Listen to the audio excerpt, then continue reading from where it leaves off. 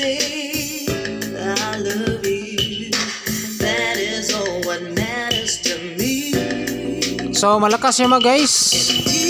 Maganda yung tunog with bass, deep bass. Carlito Diaz.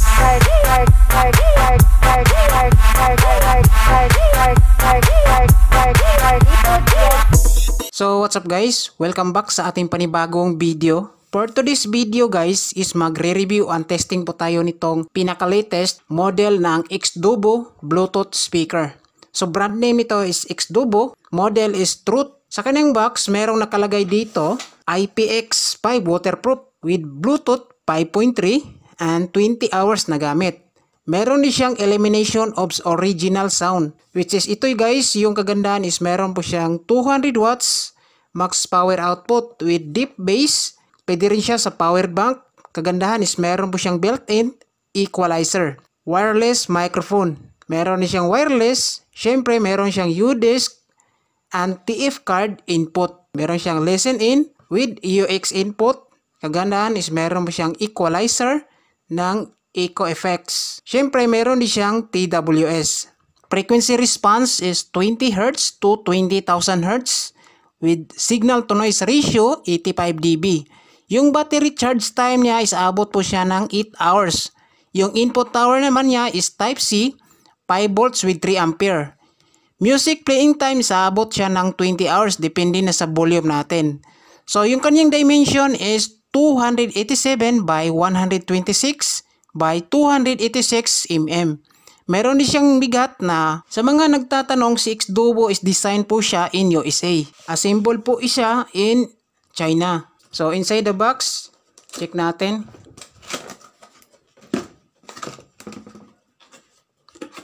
So inside the box is meron po siyang 2 wireless microphone. Ito yung wireless microphone 1 and wireless microphone 2. Check natin yung kaniyang wireless microphone. So ito yung kaniyang wireless microphone. So sobrang ganda. So aluminum po ito mga guys. Hindi po ito kalawangin. Tapos meron po siyang cloth sa loob.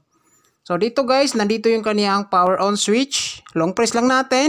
So makikita rin natin dito guys yung kaniyang bar. So naka full bar po siya. So dito sa ilalim guys, nandito yung kaniyang 5 volts input. Kung sakali malubat yung ating microphone is i-charge lang natin. Kagandahan dito guys is meron po siyang built-in na battery. Ito po siya mga guys oh.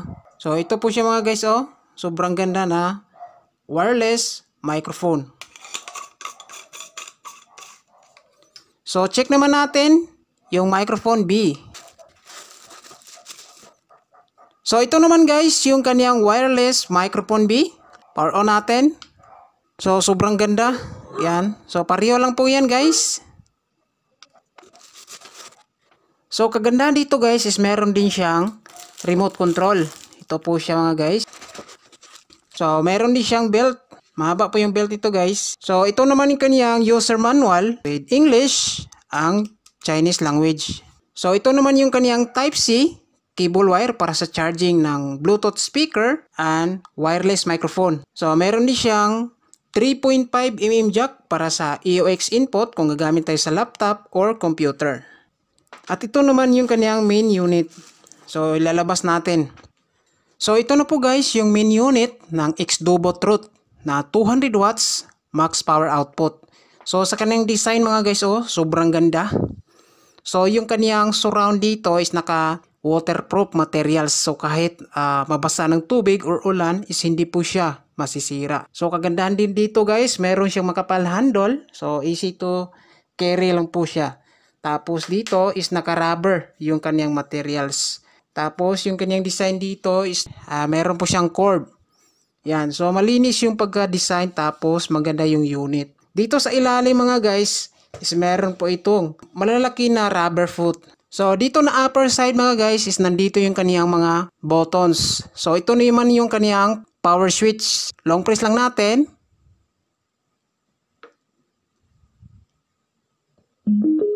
Ayan. So naka-power on na po siya. So meron siyang audio. So ito naman guys yung menu. Tsaka ito naman yung microphone button switch. So kapag mag-karaoke tayo kailangan nakapindot po ito. Pindutin lang natin to guys. Ayan. Tapos magbi-blink yung kulay blue na ilaw. So ibig sabihin yan is pwede na tayo kakanta. So ito naman yung kaniyang reverb minus and reverb plus para sa kaniyang echo ng wireless microphone. So dito na side is ito naman yung minus volume tsaka plus volume ng ating wireless microphone. Dito naman guys sa baba is nandito yung kaniyang equalizer. So select lang natin yan kung gusto natin maiba yung settings ng ating tunog ng Bluetooth speaker. So ito naman yung kaniyang play and pause button, tsaka ito naman yung minus volume and plus volume para sa ating mismong Bluetooth speaker. So tatry natin i-pause kung meron bang audio nito. Yan, meron din siyang effects. So kagandahan pala nito guys, meron po siyang RGB light dito sa gilid. Yan. So mag-iba-iba yung kanyang kulay. So dito naman guys sa kanyang likuran is nandito yung mga inputs. Yan. So kagandahan is naka-rubber din siya para hindi pasukan ng tubig. So dito guys, ito yung kanyang Type-C supply. Kung malubat yung ating mismong Bluetooth is gagamit tayo ng Type-C. Dito natin ikakabit patungo sa ating charger. So ito naman yung TF card input at saka EOX input patungo sa laptop or computer. Ito naman yung USB kung gagamit tayo ng flash drive. So ito guys, meron din siyang dalawang external input para sa microphone. Kung meron kang wired microphone, pwede ka dito saksak. So kagandahan is meron din siyang earphone input. So ngayon is magma-mic test tayo. Check natin yung microphone. So power on natin yung microphone. So ito pala yung channel B. So ito mga guys, yung channel A wireless microphone. So ite-testing natin kung okay ba yung kaniyang tunog. Check A, 1, 2, A. Mic test 1, 2. 1, 2. Testing. A, mic test. Yan. So bali yung volume natin dito guys, pinahinaan ko lang kasi nasa loob tayo ng room. So medyo distorted na sa ating recording. So ito, pinahinaan ko lang. Ayan. So ito naman yung reverb niya. Up natin konti yung reverb. Check A, 1, 2. Hey, mic test. Hey, 1, 2. Testing. Hey, check. Yan. So itong channel A. Ito naman yung channel B. Testing din natin. Check A, testing. Hey, 1, 2. Hey, mic check. Mic check 1, 2. Hey, mic test 1, 2. 1, 2. Hey, check. Check. Yan. So okay yung kaniyang audio ng two wireless microphone. No? So kahit tapat natin guys, wala po yung feedback. Malinis. So maganda yung kanilang design ng pyesa sa loob kasi hindi magpi-feedback. Tapos maganda yung quality ng wireless microphone. Function dito sa merong music logo is effects po yan. So try natin. Ito yung normal, walang effects. Check 1, 2. Check 1, 2. Check 1, 2. Yan yung normal. So kapag pinindot natin to yung logo ng music is mag-iiba na yung boses natin. So check natin. Check. Check. Check. Pindutin natin guys. Marami kasi yung effects niya. Check. Okay. Check. Pindutin natin. Check. Check. 1, 2. Check. Yan. Pindutin natin.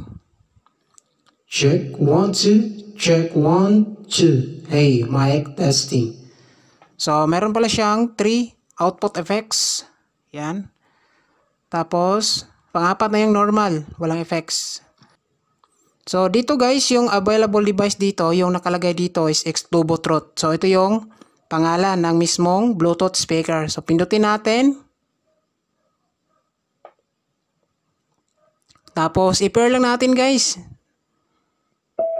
Ayan, kapag nakapindot na siya, is meron siyang matutot na audio. So play tayo ng music. So ito guys, play tayo music. So play natin yung Some Say. Yan.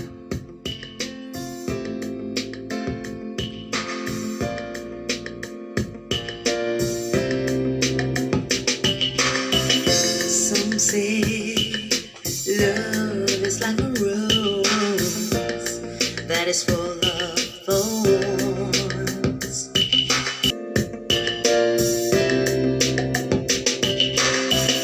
Some say love is like the moon and the stars that shines all night long.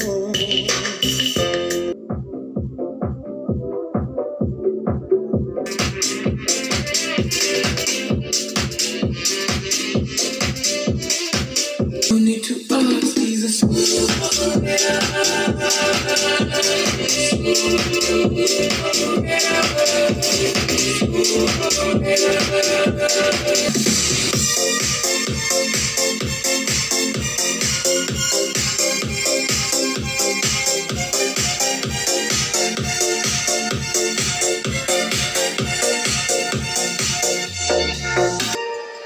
Tribos.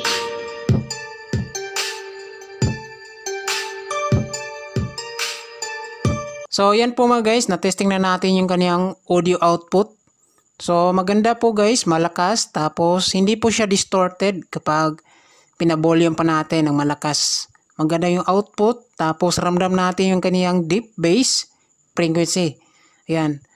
So yan overall guys, maganda itong klase na latest model ng Xdobo. Ito yung Xdobo Truth 200 watts max power output. Ayan, maganda yung kaniyang design.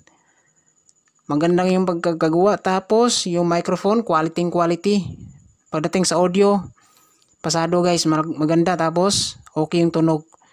So sa gustong mag-avail ito guys, available po ito sa Shopee Store. Ilalagay ko dito sa description box ang link kung saan natin to pwede mabibili. So yan lang po mga guys, maraming salamat, God bless, tsaka ingat tayong lahat.